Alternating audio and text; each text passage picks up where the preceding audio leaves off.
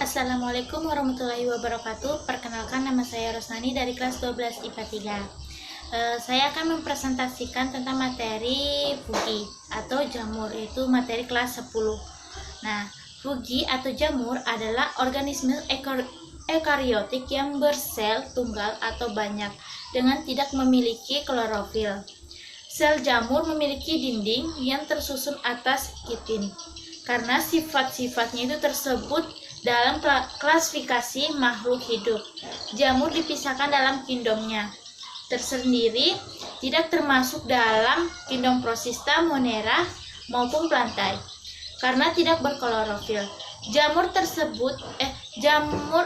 termasuk ke dalam makhluk hidup heterotrof atau memperoleh makanan dari organisme lainnya. Dalam hal ini, jamur hidup dengan jalan menguraikan bahan-bahan organik yang ada di lingkungannya. Umumnya jamur hidup secara sporofit atau hidup dengan menguasai sampah organik seperti membangkai menjadi bahan anorganik. Ada juga jamur yang hidup secara parasit yang memperoleh bahan organik dari inangnya. Ada pula yang hidup dengan simbiosis mutualisme, yaitu hidup dengan organisme lain agar sama-sama itu mendapatkan keuntungan. Seperti yang telah saya jelaskan tadi, jamur itu terbagi atas dua, yaitu uniseluler atau bersel tunggal dan multiseluler.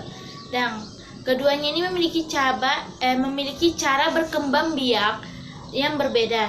Jamur uniseluler berkembang biak secara aksesual dan dengan membentuk tunas, dan secara seksual dengan membentuk spora siklus. Nah, sedangkan jamur multiseluler itu yang terbentuk dari rangkaian sel membentuk benang seperti kapas yang disebut benang hifa. Nah, dalam perkembangbiakannya itu secara aksesual, ia memutuskan benang hifa atau fragmentasi, membentuk spora aseksual, yaitu zoospora, endospora, dan conidia. Secara seksual, melalui pelembuhan antara inti jantan dan inti betina sehingga terbentuk spora ascus atau spora sidium. Nah, zoospora ini atau spora kembaran adalah spora yang dapat bergerak di dalam air dengan menggunakan flagela. Jadi jamur penghasil zoospora biasanya hidup di lingkungan yang lembab atau berair. Nah, endospora adalah spora yang dihasilkan oleh sel spora dan tetap tinggal di dalam sel tersebut sehingga kondisi kemungkinan untuk tumbuh. Kemudian ciri-ciri jamur itu yaitu bersifat eukariotik, tidak berklorofil, hidup di tempat yang agak lembab, kemudian tubuh tidak dapat dibedakan antara akar, batang, dan daun. Bentuk tubuh ada yang uniseluler dan multiseluler, terdiri atas benang-benang hifa yang bersekat dan tidak ada yang tidak. Nah, hifa ini bercabang membentuk jaring-jaring atau disebut miselium untuk menyerap makanan dari substrat. Kemudian hifa jamur parasit itu mengalami modifikasi menjadi haustoria atau organ menyerap makanan. Kemudian reproduksi jamur ini secara seksual dan aseksual.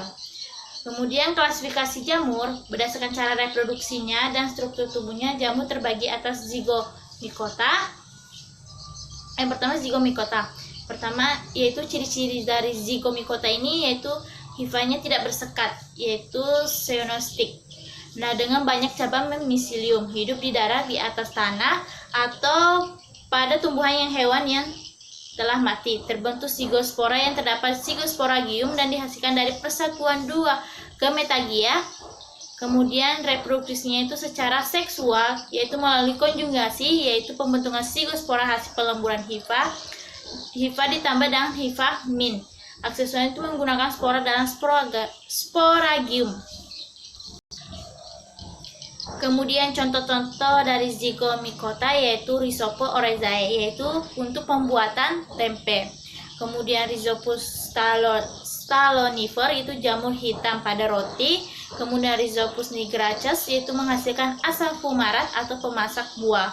Kemudian Mucor mucedo yang itu biasanya hidup pada kotoran ternak, yaitu seperti jamur-jamur itu. Kemudian Mucor Javicus, yaitu dalam ragi tempe. Kemudian Mycelium pada Rhizopus mempunyai 3 tipe hifa, yaitu stolon, rhizoid, dan sporangiform. Nah, stolon ini yaitu hifa yang membentuk jaringan di permukaan substrat. Kalau rhizoid ini yaitu hifa yang menembus substrat yang berfungsi untuk menyerap makanan.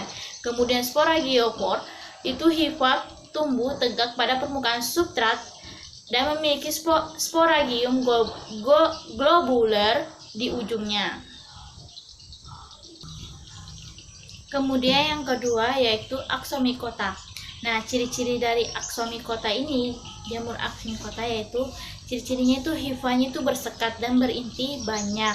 Kemudian itu memiliki alat pembentukan spora yang disebut askus. Askus merupakan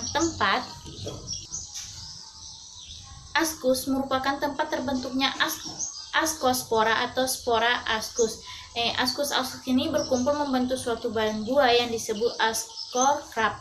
Nah, bentuk ascokrab ini diantaranya berbentuk seperti mangkok atau yang disebut apetesnum.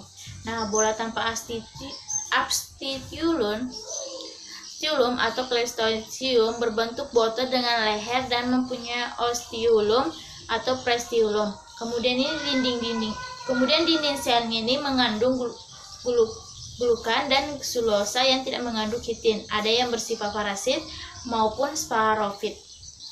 Kemudian reproduksinya itu secara seksual dan aseksual, yaitu seksualnya secara generatif dengan membentuk askospora di dalam kantung askus. Kemudian kalau secara aseksualnya itu atau vegetatif dengan fragmentasi, yaitu pembelahan sel pembentukan tunas, misalnya pada Saccharomyces yang pembentukannya conidium. Kemudian conidium atau conidiospora, yaitu spora yang dihasilkan secara berantai pada ujung suatu hifa, misalnya pada Penicillium. Kemudian pengelompokan berdasarkan bentuk askokrabnya, yaitu Placemetes, yaitu kelompok jamur yang memiliki askokrab yang berbentuk bulat tertutup atau bola yang disebut Cleistoecium, contohnya Apreggillus. Kemudian kalau Pyrenomycetes, yaitu anggota jamur yang memiliki askokrab dengan bentuk khusus yang dilengkapi dengan ostium, lubang untuk melepas askus dan askospora, contohnya Neurospon Stiphophila. Kemudian kalau Hemiascomcetes, yaitu jenis jamur ini yang tidak mempunyai askokrab dan tidak punya hifa.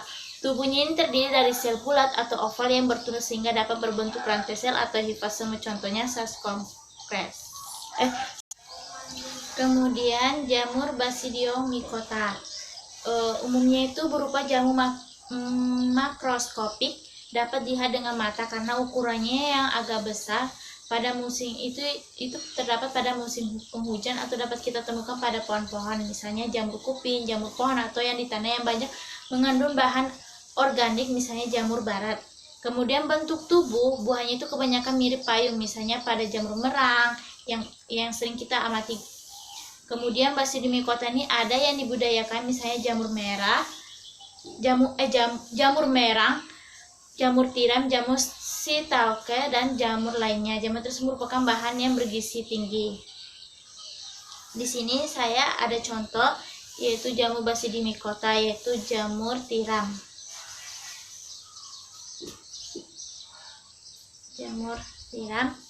Nah, hifa Basidiomycota ini memiliki sekat yang melintang yang berinti satu.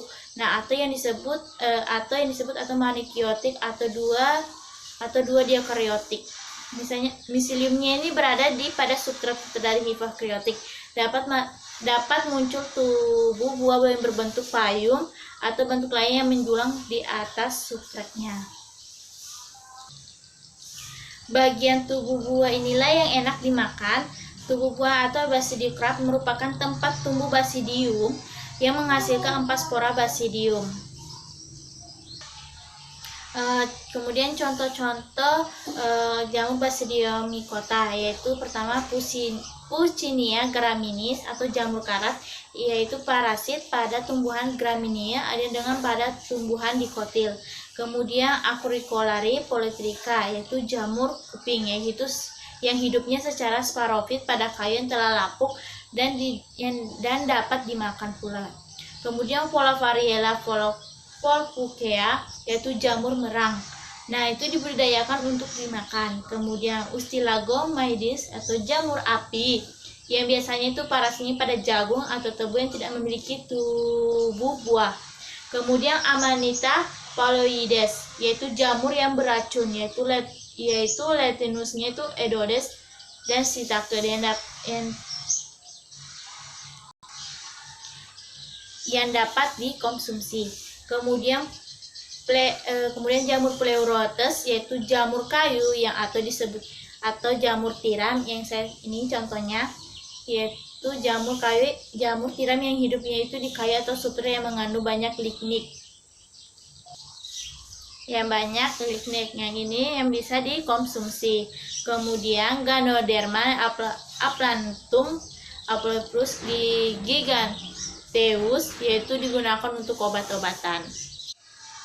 Kemudian jamur tiram ini atau yang disebut Paleterotus austeriotus adalah jamur pangan dari kelompok Basidiomycota dan termasuk kelas Homobasidiomycetes dengan ciri-ciri umum tubuh buah yang berwarna putih hingga krem dengan tubuh yang berbentuk setengah lingkaran yang mirip dengan cangkak tiram dengan bagian tengah agak cekung. Nah, jamur tiram ini masih satu kerabat dengan Pleurotus ergi dengan sering dikenal dengan sebutan King Oyster Mushroom. Kemudian karakteristik dari jamur ini yaitu tumbuh buah jamur tiram ini memiliki tangkai yang berbentuk menyamping dan membentuk seperti tiram, sehingga jamur tiram ini mempunyai nama binomial Pleurotus austeriotus. Bagian turun dari jamur ini tersebut berupa warna dari hitam abu-abu coklat hingga yang putih dengan permukaan yang hampir licin. Diameternya itu 5-20 cm yang bertepi yang ditudung yang mulai sedikit berlengkung. Kemudian selain itu jamur tiram ini memiliki spora yang berbentuk berukuran 8 sampai 11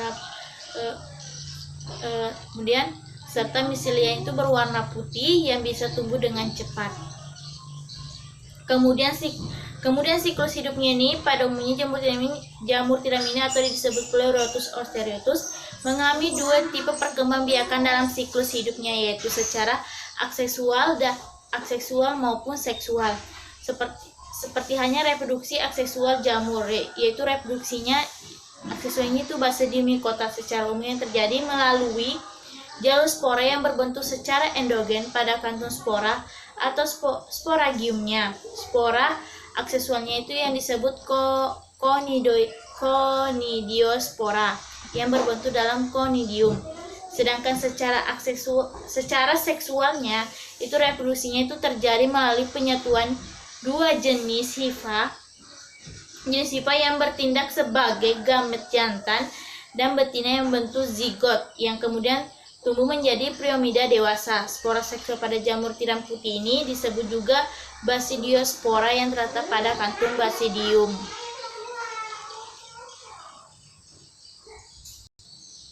Kemudian Deuteromycota, yaitu jamur Deuteromycota. Ciri-ciri itu hanya ditemukan di darat. Hifanya itu bersekat dengan dinding sel dari kiting. Jamur ini biasa disebut jamur tidak sempurna karena belum diketahui reproduksinya secara seksual. Kemudian berkembang biak secara aksesual dengan fragmentasi atau dengan conidium dengan membentuk conidiospora. Perkembangbiakannya seksual belum diketahui juga. Kemudian bersifat sporofit di banyak jenis materi organik sebagai parasit pada tanaman tingkat tinggi dan perusak aneka tanaman hias. Contoh dari jamur dari Deuteromycota yaitu Microsporum trichompito dan Epidermophyta penyebab penyakit kulit pada manusia.